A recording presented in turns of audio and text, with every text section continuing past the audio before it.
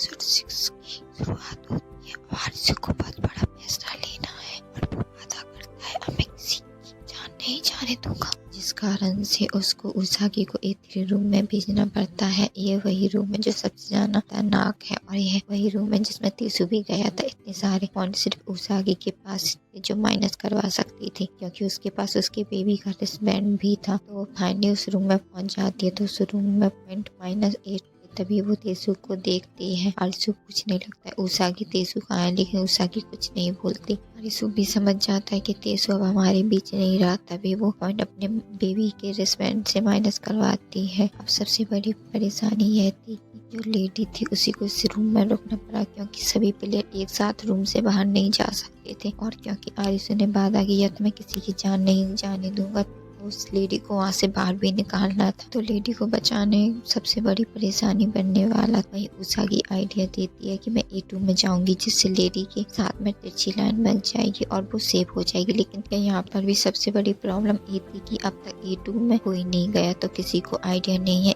Point में 8 minus हुए थे तो A2 में शायद इससे जाना भी हो सकते हैं और बेबी या उसागी बाहर ही नहीं निकल सकता। और इसको आइडिया देता है उसागी वो रिस्टबैंड जो बच्चे का रिस्टबैंड है तुम उसे उस रूम में फेंक दो, जिससे तुम्हें उस रूम में जाना नहीं पड़ेगा। लेकिन रियोजी कहता है ये तो बहुत बकवास आइडिया है। आरिसु बोलता है इस वक्त इससे बेहतर मैं कुछ नहीं कर सकता, इतना बड़ा रिस्क हमें लेना पड़ेगा। तभी उन्हें वो सीन याद आता है जब रे डोर के बीच में थी और वो डोर बंद नहीं हुआ था, लेकिन रे बीच में होने के कारण उसके पॉइंट भी माइनस नहीं हुए थे। तो आरिसु उसागी से कहता है कि तुम भी डोर के बीच में खड़ी हो जाओ, जिससे रिस्टबैंड अंदर चला जाएगा और उस रिस्टबैंड से पॉइंट माइनस होंगे, लेकिन तुम बाहर नहीं निकलोगे तो तुम्हारे पॉइंट माइनस नहीं हुए। उसागी रिस्टबैंड को उस रूम में फेंक देती है और खुद रुक जाती है उस रिस्टबैंड को बिल्कुल डोर के पास, लेकिन वो डोर बंद होता है। वो उस रिस्टबैंड से टकराता है और अब बहुत आगे खिसक जाता है और A2 के अंदर 5 पॉइंट थे, जिस कारण बेबी के रिस्टबैंड से पॉइंट माइनस होते हैं और लेडी वहाँ से बच जाती है। अब शुरू होता है प्लान का सबसे बड़ा हिस्सा। इस हिस्से को पूरा करने के लिए मैं दरवाजे खुलने और बंद होने का समय था जो केवल 10 सेकंड था। वहीं दरवाजा खुलता है, 10 सेकंड का काउंटडाउन शुरू होता है, लेकिन जैसे ही उसागी उस रूम में देखती है रिस्टबैंड बहुत दूर मिल चुका था। प्रॉब्लम ये थी कि उस रूम से उसागी बॉडी काफी फ्लेक्सिबल थी, तो वो अपने पैर से रिस्टबैंड को उठाने का ट्राई करती है। सेकंड कम होते जा रहे थे, काउंटडाउन हो रहा था। उसागी पहुंचे रिश्ता है, उसागी उस टाइम रिस्टबैंड को खींच लेती है। यूना उस रूम में जाकर एंट्री करवा कर 8 पॉइंट डिटेक्ट करवा लेती है। ये इसलिए हुआ क्योंकि रूम के अंदर बैंड आया तो एक नई एंट्री पर 8 पॉइंट डिटेक्ट कराना है। यूना के यूज है, उसने 8 पॉइंट माइनस करवाए और दरवाजे बंद होने में 2 सेकंड का समय बचा।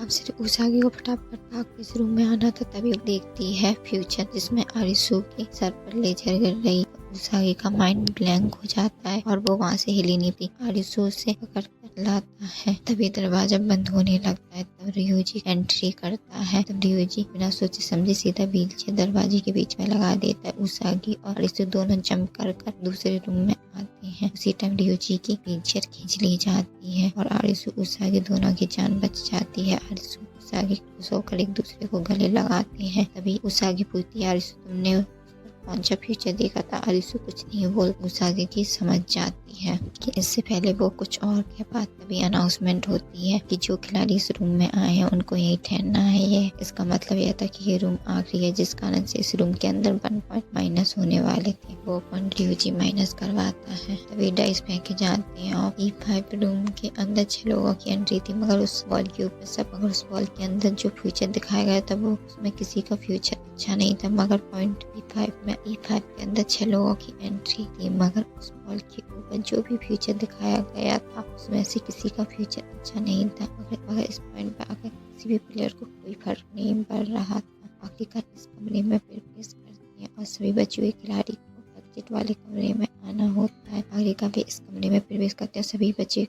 हुए खिलाड़ी एग्जिट वाले कमरे में आ जाते हैं। यहाँ पर सभी के रिस्टबैंड और कॉलर बैंड भी खुल जाते हैं। आरिसु कहता है कि इस डाइस को मुझे फेंकने दो, मैं भी तो देखूं मेरी किस्मत में क्या लिखा है। 7 नंबर आया था। प्रॉब्लम ये थी कि सभी प्लेयर की संख्या 8 3 मिनट के अंदर 7 प्लेयर को यहाँ से बाहर निकलना था, लेकिन कोई फैसला नहीं करता।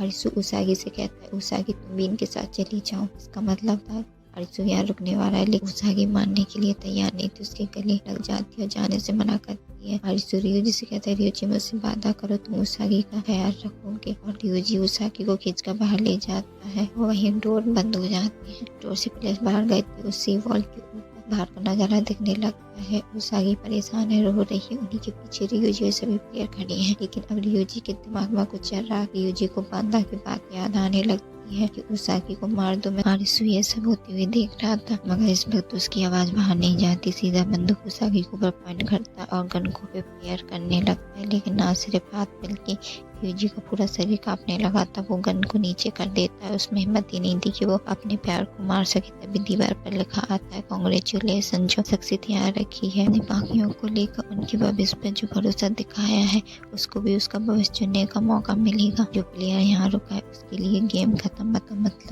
था कि जो बाहर गए हैं उनके लिए अभी भी गेम स्टार्ट था। और वहीं पूरा बॉर्डरलैंड गिरने लगता है, बिल्डिंग गिरने लगती है, बाढ़ आ जाती है। उसी बाढ़ के अंदर सभी प्लेयर बहने लगती हैं। अब वो उन प्लेयर की जान बचाने के लिए आरिसु नीचे से एक लोड टाइल को तोड़कर वॉल पे मारने लगता है, मगर वो स्किन नहीं टूटती। वो स्किन ब्लैक होकर पूरी एक जगह वाइट स्किन में चेंज हो जाता है। वहाँ पर पांडा आ जाता है। वो कहता है, तुमने इस गेम को बहुत बेहतरीन तरीके से खेला, तुम्हें मौका दिया जाता है। तो तुम्हें मौका दिया जाता है आरिसु यहाँ का नागरिक बनने का। लेकिन आरिसु कहता है, नागरिक मैं यहाँ का नागरिक कभी नहीं बनूंगा। पांडा कहने लगता है, मुझे पता है तुम उसागी के पीछे आए हो, लेकिन उसागी बनने वाली है, तो क्यों ना हम दोनों यहाँ आकर इन गेम्स को मजेदार बनाए। आरिसु बोलता है, ये सब तुमने सिर्फ इसलिए किया ताकि मैं यहाँ रहूँ। पांडा कहने लगता है, हाँ आरिसु तुम समझ गए, मुझे पता है आरिसु तुम खुद यहाँ नहीं आओगे, इसलिए मैंने उसागी को मोहरा बनाया। तो आरिसु बांदा के ऊपर लोड टाइल्स मारता है, लेकिन बांदा नहीं सामने स्क्रीन थी, इसलिए वो तो उसे कुछ नहीं होता, वो हंसने लगता है। लेकिन आरिसु स्क्रीन पे मारता रहता है, स्क्रीन टूट जाती है और वहाँ पर शॉर्ट सर्किट होता है। चारों तरफ अंधेरा छा जाता है, लेकिन वही उस टूटी हुई स्क्रीन के अंदर आरिसु देखती है कि उसके पीछे एक्चुअली पूरा इलेक्ट्रॉनिक पैनल है। उस पैनल के अंदर हम डोर को कंट्रोल कर सकते हैं। वह सबसे पहले उसका प्रेशर हटाता है ताकि उसे डोर को खींच सके। फिर वो अपने हाथों का उपयोग कर उस दरवाजे को थोड़ा सा खोल लेता है। दरवाजा खोलकर वहाँ से बाहर निकल जाता है और उन खिलाड़ियों को बचाने लगता है जो पानी में बह रहे थे। वो सबको बचा लेता है, लेकिन उसागी और यूजू से कहीं नहीं मिलते, तो वो भी उस बाढ़ के अंदर कूद जाता है। वही रियल वर्ल्ड के अंदर सेकंड पर सेकंड निकल रहा था। आरिसु के सामने बैठ इंतजार कर रही थी, लेकिन तभी बांदा आ जाता है और बांदा आरिसु को मारने लगता है। वहीं आरिसु पानी में भी किसी चीज से टकरा जाता है और वो वहाँ पर घूमने लगता है। आरिसु एक साथ दो जगह पर अपनी जान गंवा रहा था। ऐसे ही बांदा अपनी आँख खोलता है, वो सामने एन को देखता है, उसकी ओर से उड़ जाती है। एन सीधा वहाँ से उठती है और उसके ऊपर अटैक करती है। बांदा को यकीन ही नहीं होता और वो वहाँ से गायब हो जाता है। एन आरिसु को बोलने लगती है, आरिसु उठो, आरिसु उठो। वहीं आरिसु पानी से निकलकर एक पत्थर के ऊपर आ जाता है, लेकिन वहीं उसे बांदा मिलता है। बांदा कहता है, आरिसु मुझे तुमसे ये उम्मीद नहीं थी। सीधा उसके सिर पर बंदूक पॉइंट कर देता है और उससे आखिरी दवा पूछता है, आरिसु तुम्हारा क्या फैसला है। लेकिन आरिसु कहता है कि तुम मुझसे 1000 बार पूछोगे तो भी मेरा फैसला बदलने वाला नहीं है। लेकिन बांदा कहता है, आरिसु अलविदा यह कहकर वो उस गोली चलाने ही वाला होता है। उसी टाइम लेजर आती है और बांदा मर जाता है। आरिसु को यकीन ही नहीं होता कि बांदा यहाँ जान से मारा गया। उसके सामने तभी एक शख्सियत आती है। वो कहती है, ये लड़का इस काम के लिए तैयार नहीं था। आरिसु पूछता है, तुम कौन हो, जॉकर हो। लेकिन तभी वो कुछ मंत्र चैट करता है और पूरा समंदर, पूरा बॉर्डरलैंड वहीं रुक जाता है और कहने लगता है, ये तो सवाल है, कौन है जॉकर, क्या वो खुद यूजर है या मैं। चलो एक लास्ट गेम खेलते हैं। वो सभी कार्ड को फैला देता है, 2 रैंडम कार्ड आगे निकाल देता है और कहता है, आरिसु इस कार्ड में से एक कार्ड चूज करो, वही तुम्हारा भविष्य तय करेगा। अगर तुम्हारा चूज करा हुआ कार्ड जॉकर कार्ड निकलता है तो तुम्हारी जिंदगी की भविष्य की डोर मेरे नियंत्रण में होगी। आरिसु कार्ड को सिलेक्ट करता है और अपने हाथ को दोनों कार्ड के ऊपर घुमाता है और जैसे ही पिकअप करने वाला होता है फेस रीडिंग की कोशिश करता है, पर उस शख्स के चेहरे पर कोई रिएक्शन नहीं था। आरिसु एकदम हाथ पलटता है और दूसरा कार्ड उठा लेता है जो जॉकर। तो वो कहने लगता है, बहुत बढ़िया। तभी वो शख्स कहने लगता है, तुम्हारे भाग्य की डोर मेरे हाथों में है। लेकिन आरिसु कहने लगता है, जाहिर सी बात है, दोनों कार्ड जॉकर के हैं। जैसे ही आरिसु दूसरा कार्ड पलटता है वो भी जॉकर का निकलता है। शख्सियत के चेहरे पर जो रिएक्शन था वो पहले से अलग था। वो कहने लगता है, ये सिर्फ संयोग बात है। वो शख्स समझाने लगता है, ध्यान से सुनो, आरिसु कार्ड में मिलाकर 52 पत्ते होते हैं और इनका सम किया जाए तो 364 डे बनते हैं, लेकिन अगर उसमें से एक जॉकर कार्ड जोड़ दिया जाए तो 365 बनते हैं, यानी पृथ्वी का एक साल। और वहीं उसमें दूसरा जॉकर जोड़ दिया जाए तो 366 बनते हैं, यानी एक अनोखा साल, जिसको हम लीप ईयर बोलते हैं। ये दोनों जॉकर एक्चुअली काफी महत्वपूर्ण है, क्योंकि ये दोनों सच पर आधारित हैं। कार्ड के अंदर 2 जॉकर कार्ड देखने को मिलते हैं। जॉकर सिर्फ कोई कार्ड नहीं, बल्कि एक ऐसा कार्ड है जो पत्तों के अंतर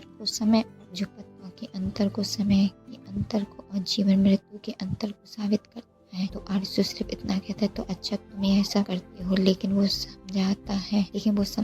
वो शख्स समझाता है ये जॉकर कोई इंसान नहीं, ये कोई शख्सियत नहीं, इसका कोई वजूद नहीं, ये सिर्फ एक कार्ड है, क्योंकि दोनों ही पत्ते निकलना बड़ी बात है और ये सहयोग तो नहीं। वैसे तो तुम्हारे जीवन की डोर मेरे हाथों में, मगर फिर भी सहयोग सम्मान में मैं तुम्हें एक ऑप्शन देता हूँ। लेकिन यह चॉइस अब आरजू के सामने रखी गई।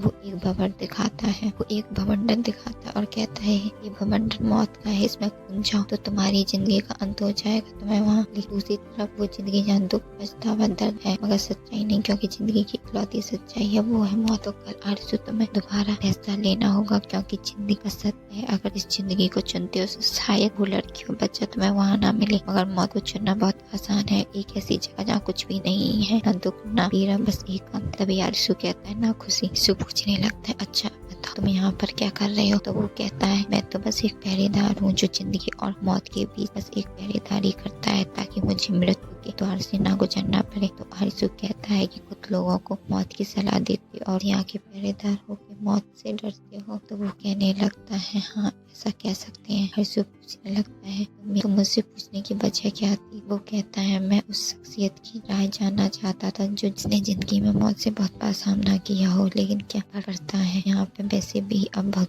लोग आने वाले हैं। आरजू पूछने लगता है अब बहुत से लोग बनने वाले हैं। तो वो कहता है कि इससे मेरा कोई वास्ता नहीं है। कुछ ही टाइम बाद समंदर और बाढ़ सब शुरू हो जाते हैं और अब वो शख्स आरजू से आखिरी दफा पूछता है कि तुम्हारा क्या फैसला है, जिंदगी या मौत? आरजू कुछ नहीं बोलता, सीधा उस भवंडर में घुस जाता है। लेकिन इस वक्त रियोजी उसागी को खींच कर ले जाने लगा था जो मौत की भवंडर पास था। आरजू पीछे से रोकता है रियोजी रुक जाओ।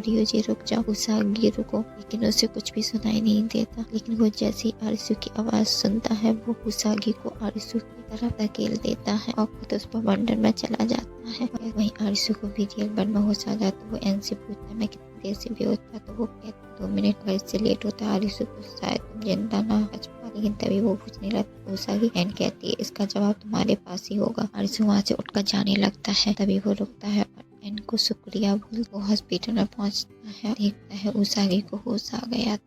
दूसरी तरफ दिखाया जाता है रियोजी को, जिसके चेहरे पर डाला जा रहा, यानी उसने अपनी जिंदगी में मौत को चुना था, वो उस दुनिया में अब नहीं रहा। वही सीन चेंज होता है।